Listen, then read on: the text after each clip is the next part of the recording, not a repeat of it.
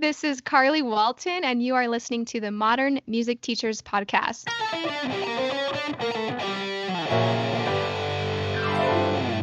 Welcome, everybody, to this episode of the Modern Music Teachers Podcast. Thank you so much for joining us today, this evening, or this morning, whenever you are listening to this podcast. My name is John Kiernan. And I'm Sonia Kiernan. And today we are going to be speaking on the topic of online learning, virtual lessons.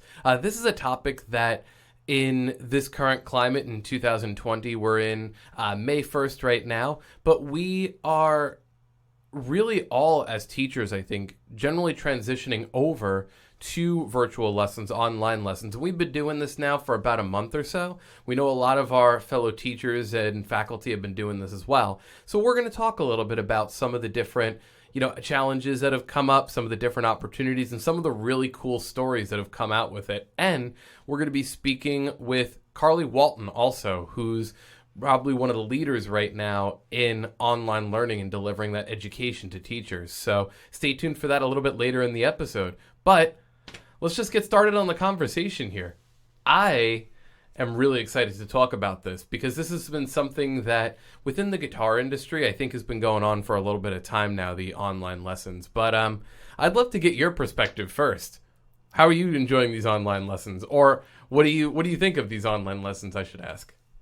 So I think in the piano world, it's a little bit of a newer topic and definitely something that a lot of piano teachers have never even thought of venturing into.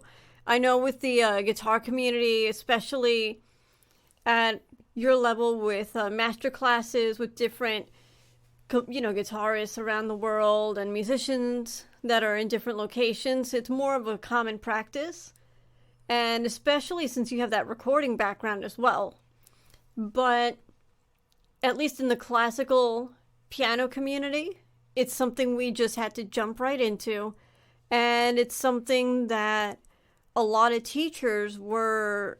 It's like caught off guard. Yeah, that's exactly what I'm saying. A lot of teachers were caught off guard, and a lot of teachers had to figure out how to create a brand new curriculum from one day to the next on how to teach piano, how to teach all different levels, beginners, elementary, all the way into advanced, and all the students that were working towards evaluations, competitions, all the evaluations like the Piano Guild, MEA, I'm sure the Royal Conservatory, ABRSM, they're all switching over to video. But the main thing is, we're keeping this going. Piano lessons are still going on. Evaluations are still going on. Competitions are being held. Students are still working towards their goals. And the music community is thriving right now through the internet. I think everyone is thinking, thank God for the internet, because I don't know what would have happened to all of us musicians if we didn't have this outlet to communicate with each other and to provide lessons this way. Absolutely. And I think that you hit the nail on the head when you said that there's this growing community also. There's a lot of there are a lot of different ways to really approach teaching in general, but now you go, like you said, into the online sector of it where there's a certain conglomerate of musicians who do feel comfortable with it, but a lot of musicians are very used to either A, having students come over to their homes, or be in a classroom, or be in a school setting. So number one, I do really want to applaud the entirety of the musical teaching community for really embracing technology and really helping each other out. I think that's one of the great things about music is it is a community, and the education community really banded together and helped each other get to where they needed to be. We were all in this together. We're still in this together. And I think that there was a lot of template for this already. But I think now is when people are starting to really dive into that. I know that one thing I really appreciate about online lessons is that for myself, with a lot of the technology that I implement, like things like Google Drive, to Nudo, things like that, I implement those things in my lessons already, but I feel like this was kind of forcing families and forcing students to really embrace that as well. So I'll give you an example. So one of the things that I really like to do is I like to create my own PDFs and my own materials, my own curriculums. One of the things I do for guitar is I have every major scale. I have all the different fingerings that you would do for your open scales, for example, like your open E major. And then I have places down at the bottom with chord charts to where it'll show like the most common fingerings for certain chords. What I can do in an online lesson is I can write that up right in the moment of the lesson, share my screen with the student, and seamlessly the student can see what's going on the screen, and we can continue the lesson and learn all of these great things and still accomplish the same goals. I am really appreciative of things like that, but I think trying to take that mentality from what you do in the classroom and translate it over to a virtual environment, there are those kinds of ways that you can do it. In my preference, Skype. I love Skype. I think Skype is great. I know there's Zoom, FaceTime, but yeah, Skype allows me to do that screen share. Without screen share, I don't think I would be able to have anywhere near the level of success with any of this. And Skype also has, all the fun emojis. They have the fun backgrounds now. You can also screen share YouTube videos, audio. Anything you want, really. Yeah. And I love what you do, too, and what you said about the emojis, because in the middle of the lesson, I've seen you where a student has done really well, and you sent them the thumbs up or the smiley face emoji, and it's just, it's like a lot of teachers use stickers. It's the equivalent of that, even GIFs and things like that you can use. Those are just, it just makes the lessons come alive a little bit more, and it makes it feel not so static. It makes it feel like, oh, you're still in the lesson room, and it's still exciting. Yeah. Definitely. Now, like you were saying, we have a lot of resources available to us through our computer and through the internet. Google is one of our best friends nowadays, where we can look everything up. We can find pictures, we can find examples, we can find copies of music. IMSLP has every single classical piece in the entire world that you can think of for free, because obviously the majority of the composers were born before the whole idea public domain, that kind of stuff. Exactly, yeah. They're considered public domain. But also, I see a lot of teachers using Pixelmator and using a little bit more of a graphic design aspect to make their own worksheets, make their own curriculum tools for students to use. And that's another area that I think us as teachers can definitely dive into. And to the point of games as well, we can make our own games. We can design whatever the student needs. And everything that we can think of is possible. Everything that we would have in a physical lesson, I completely think is possible in a virtual lesson. Oh, yeah, definitely. I think the first part of getting comfortable with the virtual lessons is doing it. And it sounds kind of weird to say that, but the first thing is really getting over the fear of how do I replicate that same environment? Because like you said, there's so many different ways that you can accomplish that. I love the fact that you said custom creativity. And basically, I love the fact that you said, let's think about ways to create our own curriculum tools. Because again, now that you're kind of tied to the computer, not only is this an opportunity for teachers and has been an opportunity to learn about the software to do video conferencing, but it's also been a time to where you can customize lessons and learn other software in order to deliver those musical goals and agendas that you have. We spoke about this on a couple episodes ago where we introduced games and things like that. Carol Matz is a great interactive program. Again, as a guitarist, it's not something that I've worked into my students, but I've seen your students use it. I've seen a bunch of different teachers really leveraging that. And that wouldn't be possible without technology. And especially in this time, you can't go wrong with something like that. What's been your favorite part of online lessons? I know that again, there's a little bit of a learning curve to it, but what are your, I'll double that. What's your favorite thing about it? And what's one thing that you think a lot of these teachers, including us, could improve upon with online lessons? Definitely my favorite thing that's going on right now and I hope this is going on with other teachers as well, parent involvement has increased. Absolutely. And I don't think it's just because they're stuck at home with their kids. I honestly think it's because parents see that, especially with the younger ones, my youngest student taking online lessons right now is 4 years old, and he's getting ready for the recital with his piece London Bridge is Falling Down. Him and his mom are sitting there, they're rocking it out, they're telling me how many times they practiced. But parents are really aware of how much students benefit from the parents being involved and not just scheduling a practice time and then leaving them alone, but really knowing what the teacher expects from them, what to listen for, what the student should be doing in terms of practicing, and what is expected out of the music that they're playing. And that to me is my all-time favorite thing.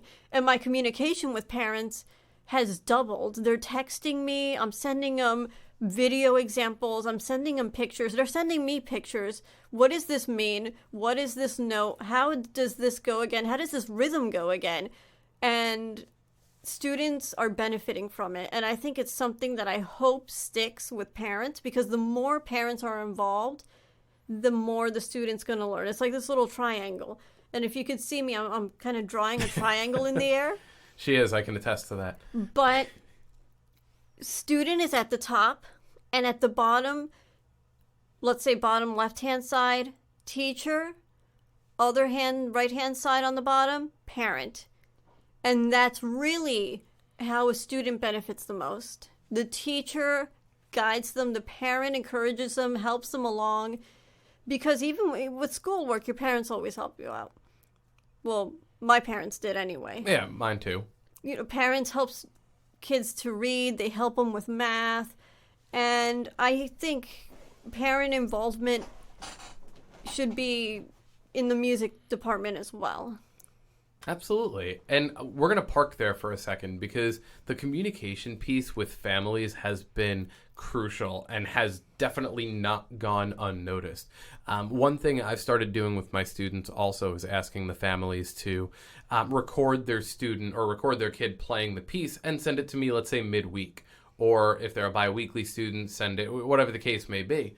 But like you said, the communication and the involvement that the families can have is really understated. There was a student that I currently have in my roster, and they're one of my best students, and I would ask the student, "Oh, do you ever play for your parents?" And they'd say no. And I was like, wow, this student's been taking lessons with me for a couple of years, so probably the parents heard them playing in the other room, but not so much to the degree of, oh, they know what their student is playing or what their kid is playing. In the last month of the craziness that we're in here, we, with this student, have been able to send many videos over where the mom has to actually sit down and record the video of their child. And you're able to see the progress. And at least for me, you hear the excitement on the phone and through text of just them being able to really experience what their kid is, delivering, and finally being able to hear what they play. Also, one thing that I use at my disposal, and I talked about this a little bit ago, is, again, Google Drive. One thing I do for all of my students is I have a Google Drive folder set up. I have one folder that's for lesson docs and one that's for music. The music folder is for any sorts of sheet music or any recordings that we do, backing tracks. I'm huge in this environment. And the lesson docs is an individual Google Doc for every lesson. We just write up everything that's been going on. We bullet point it. We have the assignments written down. And then I share it with both the student and the family, so that both of them have access to it on their phones, on their iPads, on their computers, wherever. But I felt that's been so helpful, because even though you can have a book in the lesson and have the binder in the hands of the student, you give it to the family, sometimes they leave the lesson and that's really all they wrote. But when you're talking about something like Google Drive, you email it and now it's in their hands. Now they're able to view it also. And I think that's really helped the communication piece also. Yeah, really, communication is key right now. That's what's getting The results. Yeah, what's getting the results. Communication is always key, whether you're at your home one-on-one lessons or especially now through this whole virtual world that we're living in, communication is definitely key. What was the other part of your question? The other part of the question was, what are some opportunities, or what is one thing that you're seeing as still something that you may have to work through? And whether that be from a technological side or just moving into a virtual environment, what do you think is, let's say, something that's still maybe a little bit of a pain point, let's say, for teachers? Okay. I want your response to this because you're the tech guy. Uh-oh. Connection difficulties. Yeah. That's the number one pain point.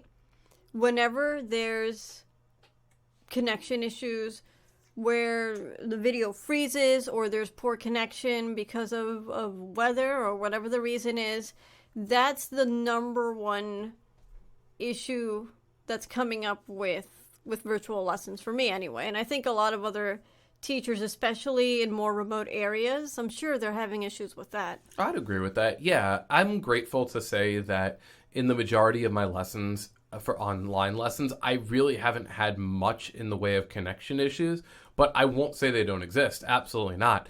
And we've seen that within the musical community. We've seen that a lot of teachers have said, hey, I want to do online lessons. I want to continue my studio, but unfortunately, the internet keeps cutting out or it's not at the right speed. There's a lot of that going on, and it really boils down to a few things. The great news is in 2020, we have access to some pretty high-tech internet generally. That being said, like you said, if you're in a remote area, that obviously makes it a little bit more difficult. There are some things that have really helped that. Number one, first and foremost, trying to do some tests in advance. There are some families and teachers who might not have felt really comfortable with it going into it, but a lot of the successful ones, I will say, did a test or two with the various families to figure out where some of the issues might have been. Something that can make a huge difference is plugging directly the internet cable into the computer, the Ethernet cable, as opposed to just doing Wi-Fi. That can really help the connection. Sometimes things such as closing other computer programs that you or your student's family may have on their computer helps out a lot. Restarting and shutting down your computer all the time is very helpful too.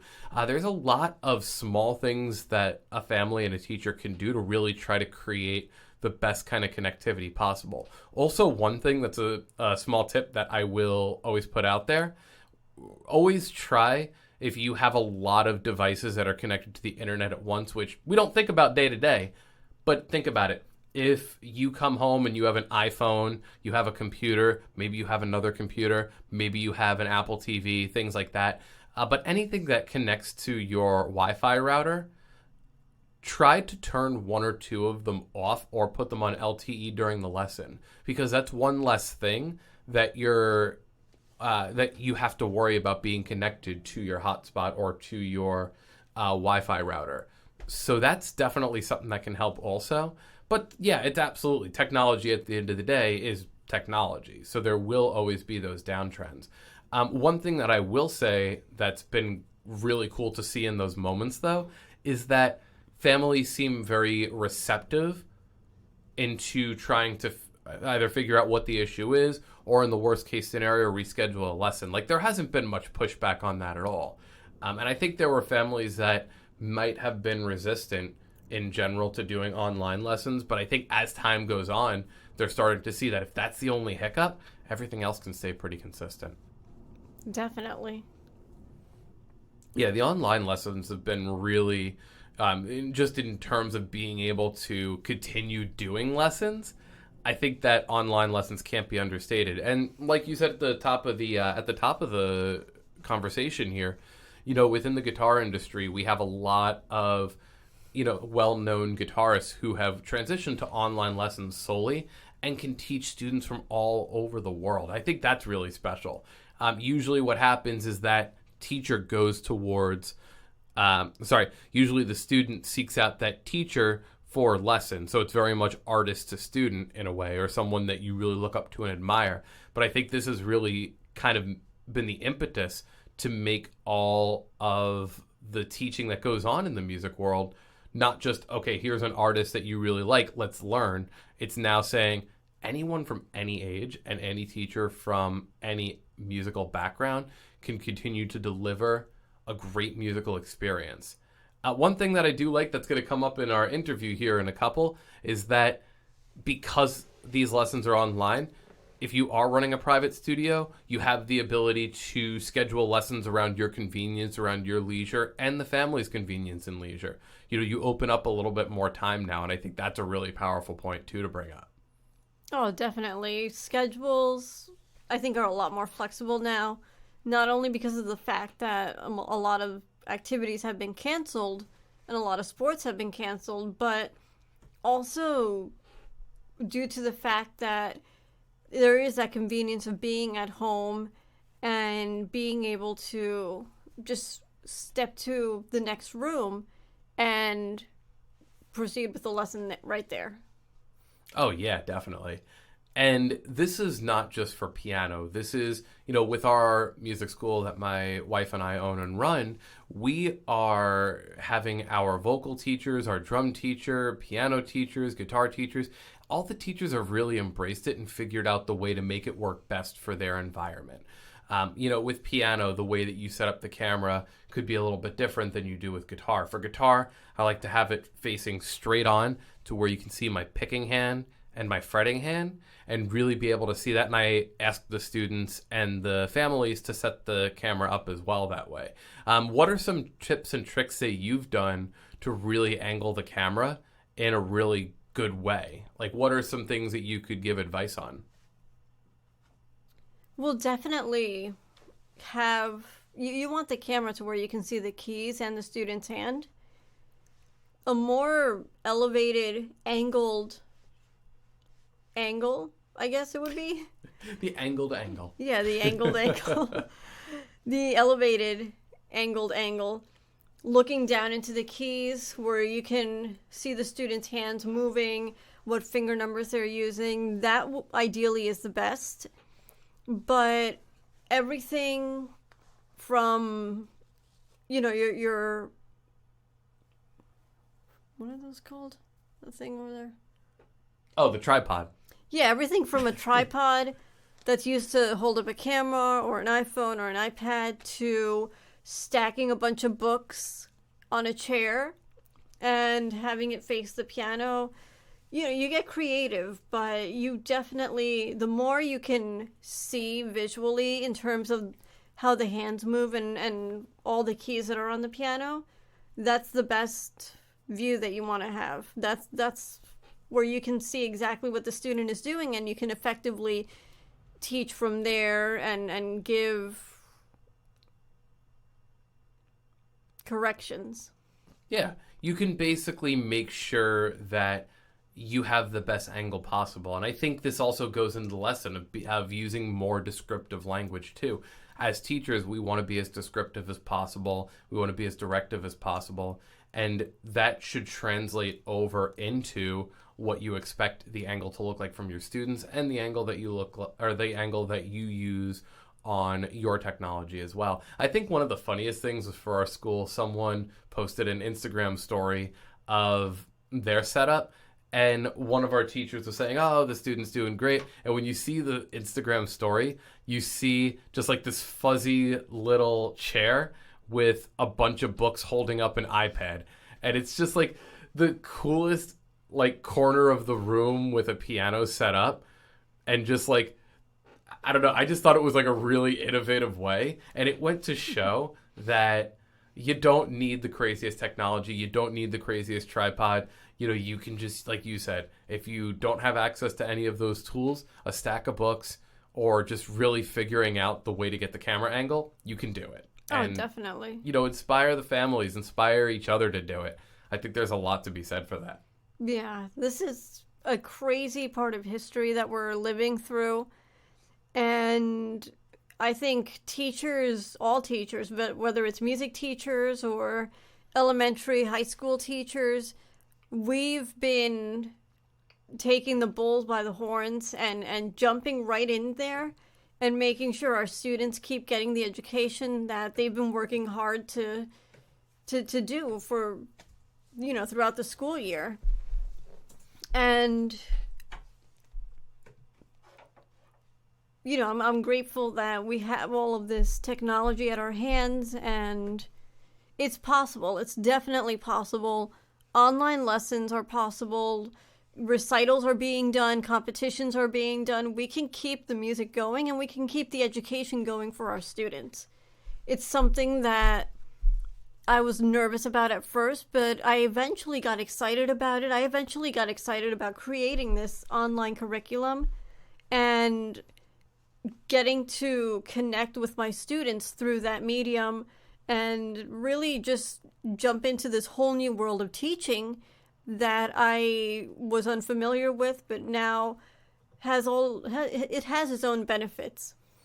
Absolutely. And talking about the online teaching curriculum, I think it's about time that we jump into our interview with one Carly Walton. Do you want to talk a little bit about who we're going to be interviewing today? I said the name, but do you want to give a little bit of highlight as to what they do, who they are, before we get into this? So Carly Walton has a virtual music online course to teach piano, and it's called Teach Music Online, where you can teach anytime, anywhere. And it's a full kit explaining everything you need to know about how to teach online from somebody who has a 100% online studio. And it's successful, it works, and she can tell you how to make it work for you. She can make your technological life easier. She's a Berklee College of Music grad, and we're really happy to have her here today. Yeah, definitely. And I'm grateful for this interview too, because with musicians and technology, sometimes they intersect, sometimes they don't. But Carly Walton is a lover of technology, so it makes it really easy to, she breaks it down in a way that makes it completely 100% not scary at all for anybody who may have any fear about technology. Berklee College of Music grad, as we talked about, music educator. She is definitely someone that you're going to want to hear about this topic on. So we will go ahead and start the interview now. Thank you everybody so much to listening to the Modern Music Teachers podcast. Thank you for listening to our previous episodes here. You can find us on Podbean. You could find us on Apple Podcasts, Google Podcasts, basically anywhere where you pick up podcasts, you can listen to us. Facebook. We're Facebook too. We're over on Instagram. Basically search out on Google Modern Music Teachers Podcast and you'll find our stuff here. Thank you so much for listening and enjoy the interview coming up right now with Carly Walton. If you're a piano teacher teaching online, you're probably familiar with the name Carly Walton, who is one of the leading names in teaching piano online right now and has an amazing Facebook group and website called Teach Music Online, where you can find anything you need in order to teach online, get started, and keep those lessons going. How are you, Carly? I'm doing great. Thank you so much for having me. This is so fun to be here. Yeah, we're great. It's great to have you, and we're really happy to have you on our podcast because this is really a time where everyone is just going online, and we just see more and more teachers switching, and it's something that's brand new territory for so many of us. And it's something that I think is probably going to become more common as we go into the later years, and also just going into technology is going to be something that's going to be more common territory as the years go by. Do you agree?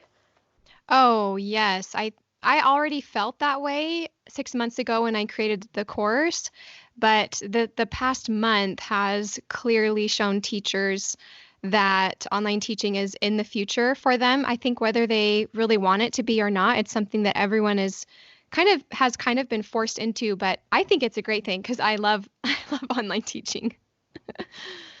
How did you get started with online teaching?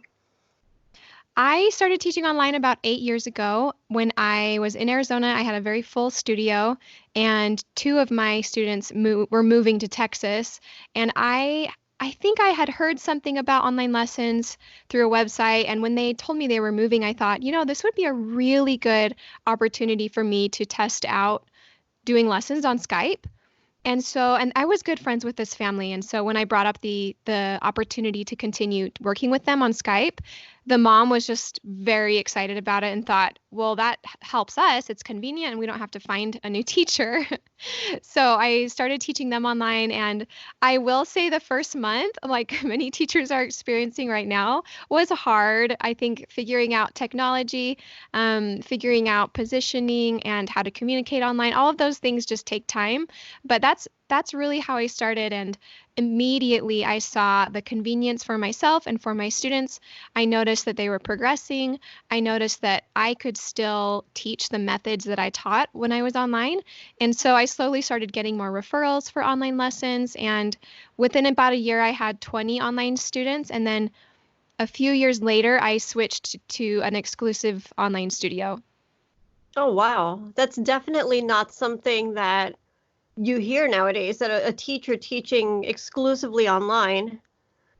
Yeah, it is very unique. And, it's been 8 years now, and teachers ever since then, teachers and families and people that I meet are always so intrigued by online teaching. And now with the crisis that we're in, I think a lot of teachers have been previously hesitant or anxious or kind of nervous about making the transition, or a lot of them didn't think it could work.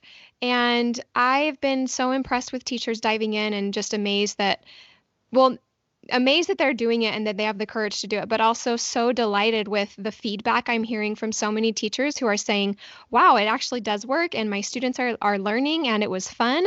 And part of me is thinking, yes, like this is exactly why I have been a proponent of not teaching online exclusively necessarily, but implementing online lessons in a studio, I think has so many benefits.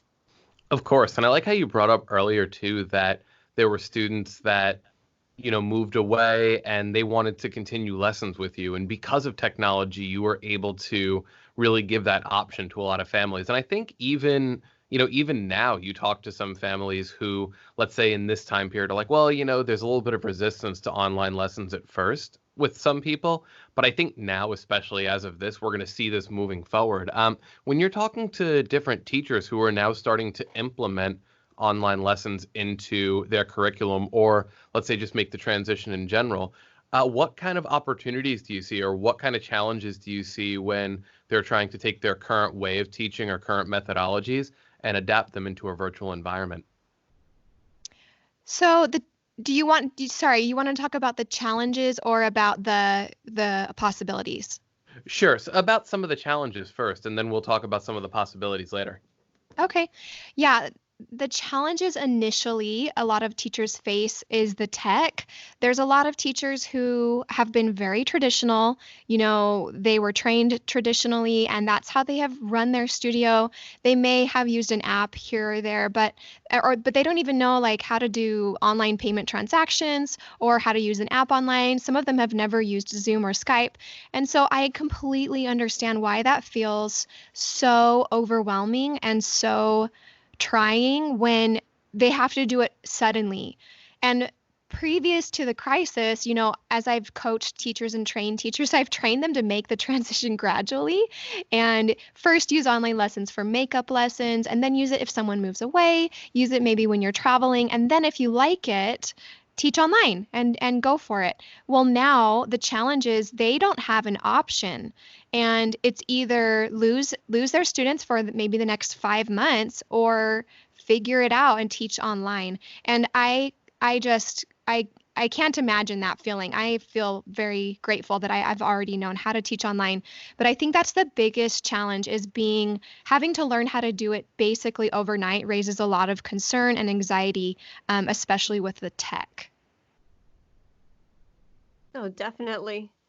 And let's see, what was the other part of the question that you were referring to? Oh, so what are some of the opportunities when it comes to online teaching? I know for myself, I've been in the same boat as you. I've been teaching online a couple of different lessons here and there for guitar for about the last 5 years or so. And I feel like, being able to teach in both a virtual environment and in an in-person environment, there's different tools you can use. Like you talked about, you can really utilize different apps. For me, One of the biggest ones I use is Google Drive pretty continuously, and then musictheory.net by extension to Nudo.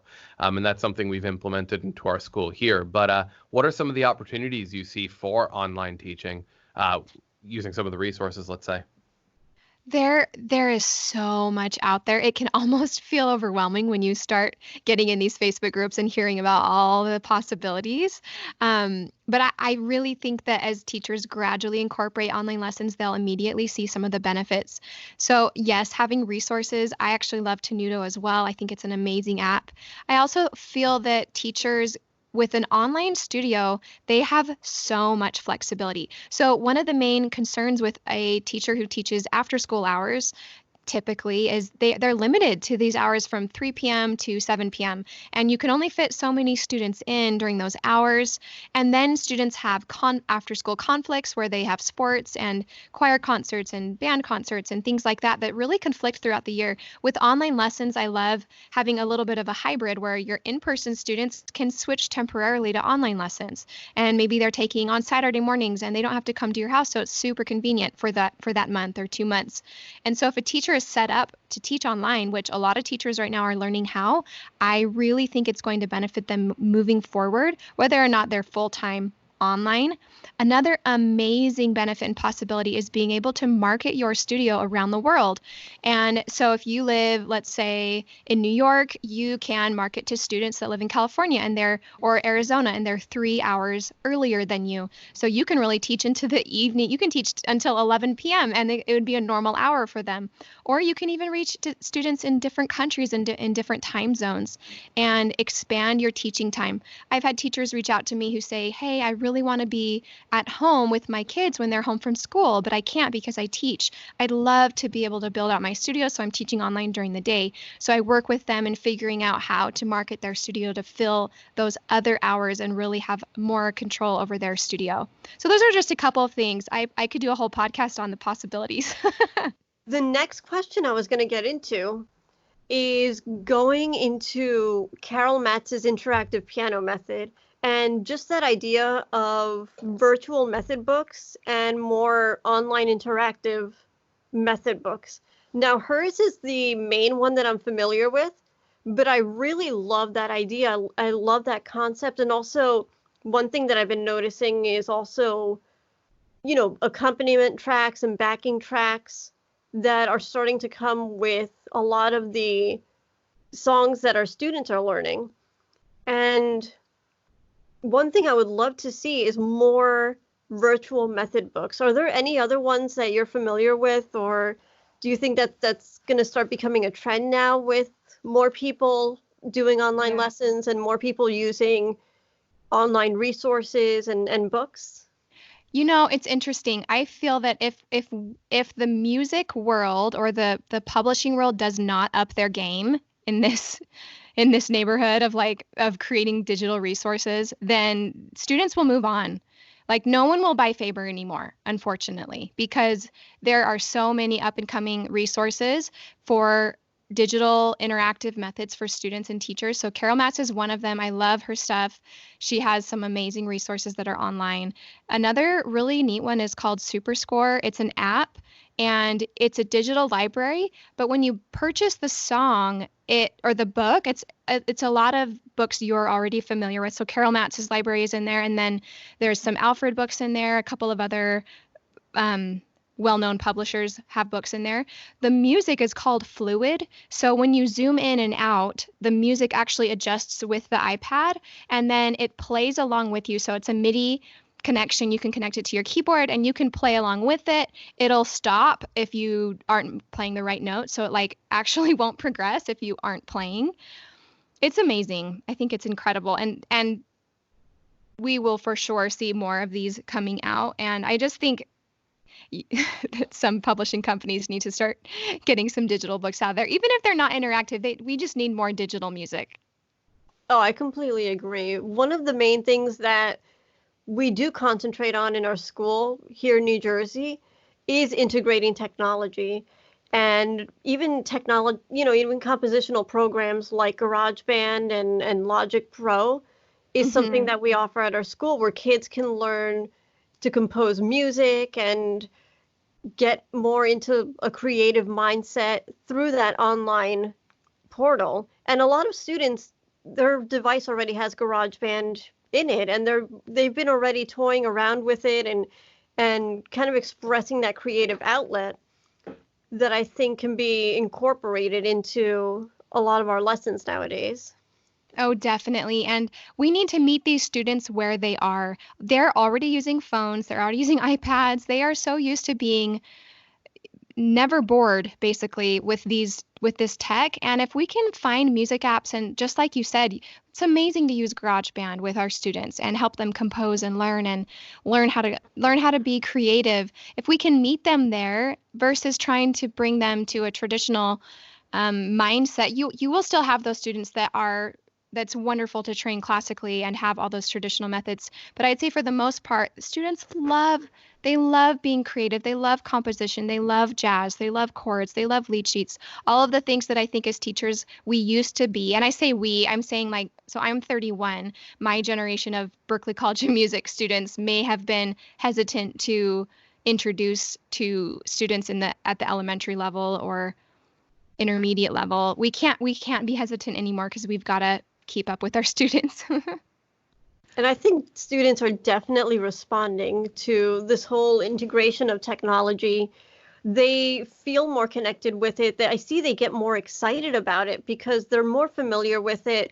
They feel like they can relate to it better. And it's opening up an entire new world of something you can have in your lesson plan that I definitely didn't grow up with. And I was never, I never had anything creative really in my piano lesson, but I also had a very traditional kind of Hmm. piano upbringing, I'll say, where, I did the whole piano guild thing, and it was very like competition oriented and classical oriented and technique, which I still use that today, which I love going through the piano guild, which some of my students have. But there's a whole different world that I believe is out there, and that both John and I believe is out there.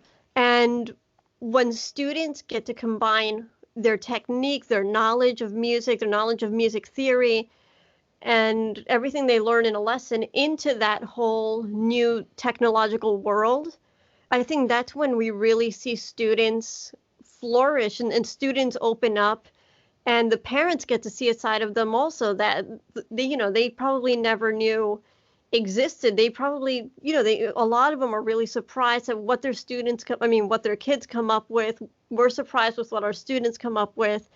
And it's really a whole new world that we're pushing forward with, and we're really kind of diving into and coming up with new ideas and, collaborating with our students more as musicians and treating them more as musicians as they come up with all these new ideas and we discover all these new technologies together. And this is something that I think, the whole world of teaching needs to start to dive into, and this needs to develop.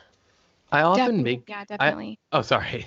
No, you're I good. often make an argument too with a lot of my families and even my composition students too that sometimes the technology even helps you progress a lot quicker than you even think you could. You bring up SuperScore, something that plays with you or something that kind of keeps track when you're plugged in via MIDI.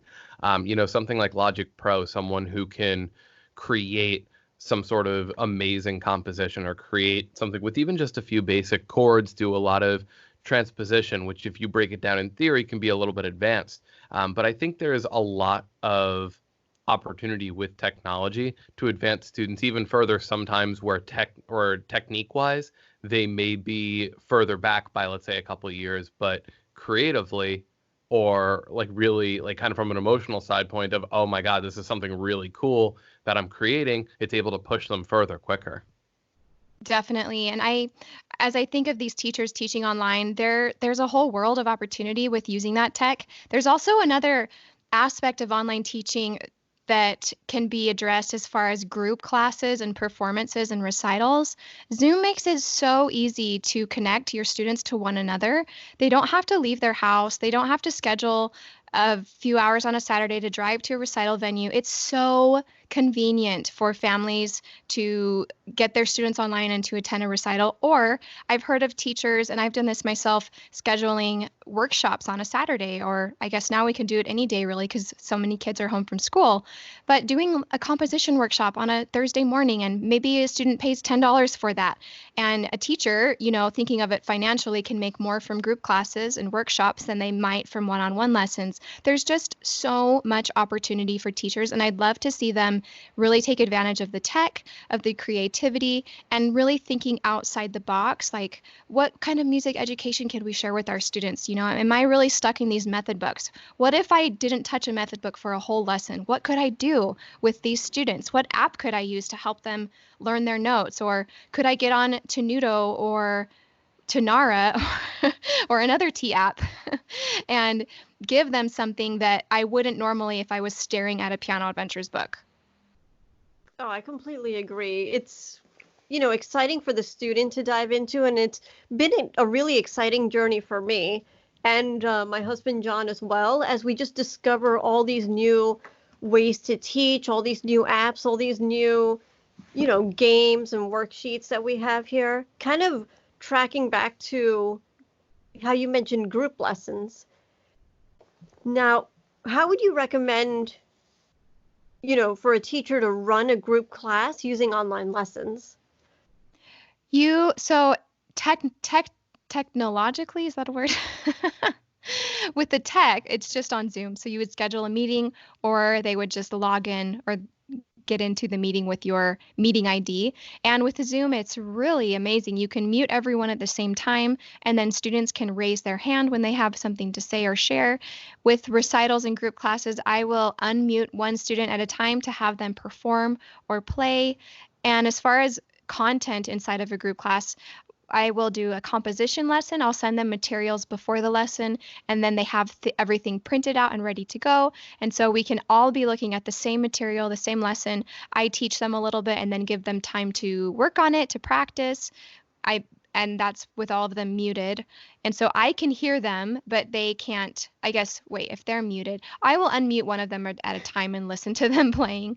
And then they can perform for each other. And then I also usually do an app or a sight reading at the end. It depends on the teacher's expertise. What do they enjoy? If they're a jazz teacher, they can do some lead sheet activities.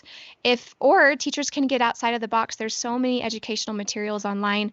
Teachers Pay Teachers is an amazing resource where if a teacher was really wanting to learn composition with their students, they can get on and search composition activities beginner piano and get about 200 worksheets. I mean, it might be a little overwhelming, but there is a lot online. And so I'd suggest finding an activity or two.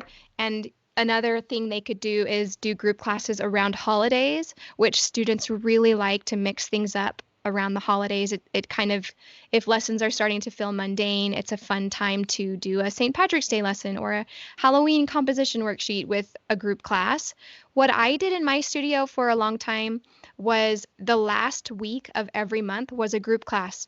And I had 24 students at that time. So I'd split them up into 3 classes, and they were on Friday. So my lessons for that week were in 3 hours on a Friday. And I planned all week long and had them in those group classes, and they loved it. They really looked forward to it. It gave them an opportunity to not only perform, but to see their peers online and to learn something new that we wouldn't do normally during a lesson. One thing that I love that you continue to bring up is you continue to bring up different apps. You continue to bring up different activities. You also bring up different holidays, different composition ideas. And it just sounds like, and it for me, I know it feels like, and for the rest of our teachers, that where technology may have seemed like it was very restrictive up front, you are seeing that you can really, just as you do in the classroom, you can really take this technology, you can really take these different ideas and still be as creative, if not even more, using this digital environment. You have the ability, like you said, if you're able to plan in advance and you're able to, deliver these sheets in advance, or even just have a game plan for what you're looking to do, you can really create a creative environment, which, can not just include people from your local area, but people from all over the globe now. Teaching in general, if you're a good teacher in person, you'll be fantastic online. If a teacher struggles with in-person lessons, they're going to struggle online. It's really not very much different. If someone loves to teach and share their passion, they're going to love it online. It's a different avenue and a different a different method of communication, but your passion for what you do and what you have will shine through online just as much as it does when you're sitting next to a student. It does take some getting used to, but I think in general, as teachers, as music teachers, we have such an important role in helping our students, in mentoring them, in providing them with something that they can love and cherish forever. And it doesn't matter how we give it to them. There's teachers in my group right now that are saying they've opted to do an email every week for their lesson. So they email all of their students a couple of activities and a couple of assignments, and then their students send videos back to her. And I'm just thinking, that is amazing. Just the creativity and the problem solving that goes on right now with teachers. I think teachers are the smartest. Music teachers are the smartest people. Now, we're talking a lot about the technology now, obviously, but when we talk to music teachers, we talk about the teaching philosophy that they have going into a classroom or going to a virtual classroom here.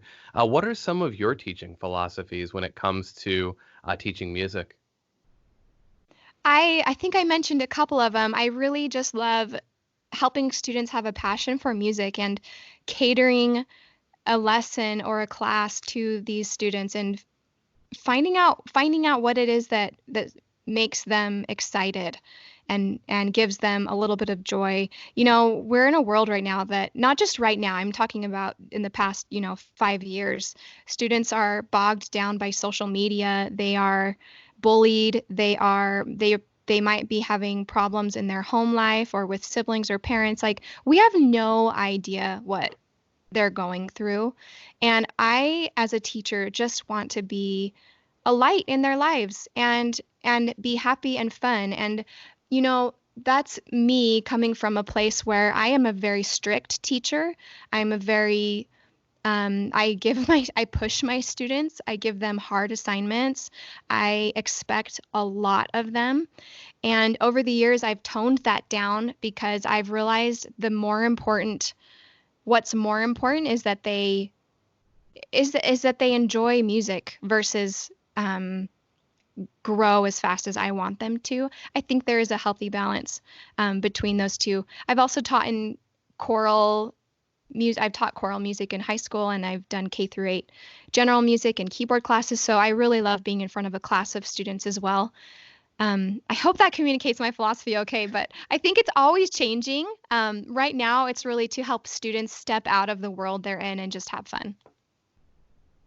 No, we couldn't agree more with your philosophy. And like we've been saying before, I think it's just kind of opening that whole world of learning to the student and just kind of breaking down all these boundaries that we had before. Even, like I said, even when I was learning piano, the only thing I knew about was what was in front of me in terms of what the teacher was giving me and what my friends were playing who were also taking piano lessons. There was no, I mean, when I was really little, there was no internet. When I was first starting piano, there was no Google, there was no YouTube. If I wanted to watch or even listen to, I couldn't really watch, but if I wanted to listen to a classical recording or somebody playing the piece that I was playing, I had to go to the library, rent a CD, and then, put my headphones on and listen in my little CD player. And I think now with the internet as our main resource, we had another podcast with this cellist Tina Guo who said that Google and YouTube are our best friends right now. We can learn anything from Google, and we can search anything through Google, and that's another resource that I think as piano teachers really are lucky to have, because that's how I found a lot of these worksheets and Susan Paradise is another one. Yes. Making Music Fun, I think, is another one. with Tenuto as an app, it is also online, and you can YouTube different pieces, and you can just sit there in YouTube and just keep clicking on works by Kevin Olson or Melody Bober, and then this, duet comes up, and you're like, oh, what's this? And you're going through all this repertoire and discovering all this music that, kind of my point is with all this, that the internet is such a big tool and such a huge world for piano teachers and for music teachers that it's something that we should definitely start to use, go through YouTube, go through Google. If you don't know how to do something, look it up. There's more than likely a video or multiple videos or a chat or something that's going to tell you or even show you how to do it and how to, really achieve that goal that you have in your mind or that new program that you're trying to learn how to use. I think this is a great time to be a piano teacher. Oh, it's so great. It's so fun. I think teachers, as they start looking for materials, they might get a bit overwhelmed because of what's available online. One thing that I teach is for teachers to keep everything organized on Google Drive and really start building a digital library of your materials, of your handouts, of your PDFs, of your worksheets, so that when you need something for a student, you know exactly where it is. That's something I struggled with my first couple years as I was online. I wanted a digital library and I wanted access to lots of materials to email to students. Well, those materials piled up and I ended up needing to completely redo my library and everything. But teachers can learn earlier than I did, and just keeping yourself organized, maybe planning out a curriculum that you of the materials you use most often in a spreadsheet, so that as your students progress, you can kind of reuse the same methods. Definitely. So I want to thank you for coming on our podcast again and really leading a lot of piano teachers into the online teaching world and making the transition just so easy for all of us. And through all the resources that you have on your websites, your video workshops that you do as well on Facebook, all of that can be found on the Facebook group. Let me bring it up. And then also, Yeah, I just teach want to music online. Yeah, I want to take a second to give you the floor to tell us of all the places that or tell everybody where we could find your work. Wow. Sure. The Facebook group Teach Music Online is such an amazing community of teachers. I learned so much from these amazing online teachers who are shifting online right now and sharing a lot of like wins and stories and funny things about their students. So it's a fun place. That's Teach Music Online. It is a closed group, so I have to approve teachers into the group. And then my website is teachmusic.online. And right now I have a course that is a very comprehensive course. I created this 6 months ago, so the timing really couldn't have been better. And it's really helping teachers go from knowing nothing all the way to having a thriving online business, not just teaching online. So it's setup, but then it's also elements of a studio, group classes, recitals, business planning, and planning your curriculum, your lesson plans, your studio policies, your forms, kind of helping teachers, like if they didn't know anything about tech or how to be organized as a business owner. I really help them with that. And then with marketing and branding, and basically everything I could think of is in that course. And to help teachers right now during this really challenging time, we are offering the course at whatever price they can afford. And so whatever that is, we want to give access during this really unique, challenging time to teachers, so that they can have the training that they need to make this transition successfully. Perfect. Yeah, thank you so much. And again, it's really exciting. It's, as much as I think it's unnerving for some people, I think we can only see it as exciting going forward. And again, thank you so much for making the time. You're welcome. It was so fun. It's fun to meet you guys.